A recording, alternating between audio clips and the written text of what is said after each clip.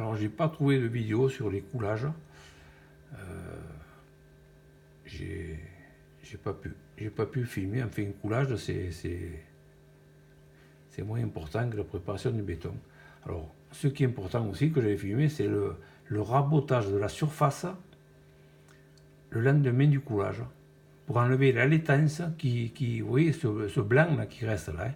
Alors là c'est déjà, vous voyez que ça a déjà été raboté, mais il faut enlever la laitance de surface car le bivreur, on arrive à remonter la laitance et cette partie qui reste en surface n'est pas adhérente, ne tiendra pas, comment vous dire, ne sera pas bon pour après la chape de finition. Alors il faut raboter la dalle.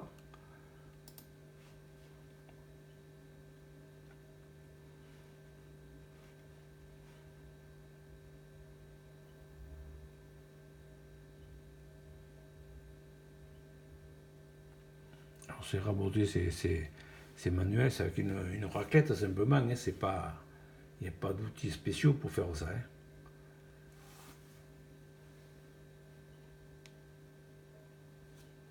Alors, toute la surface était bien rabotée.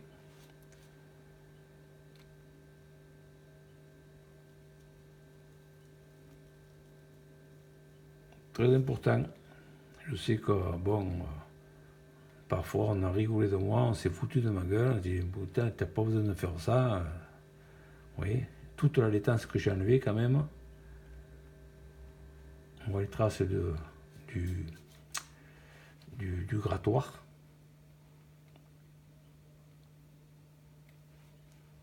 Vous voyez les stries qu'on voit là.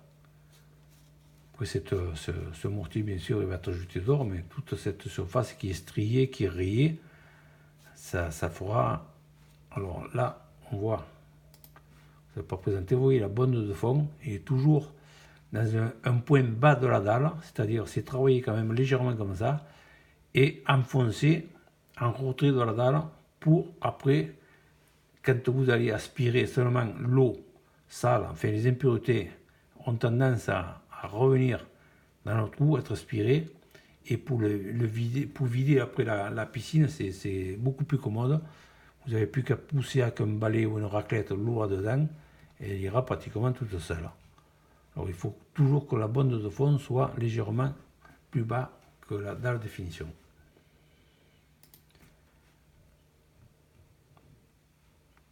Voilà.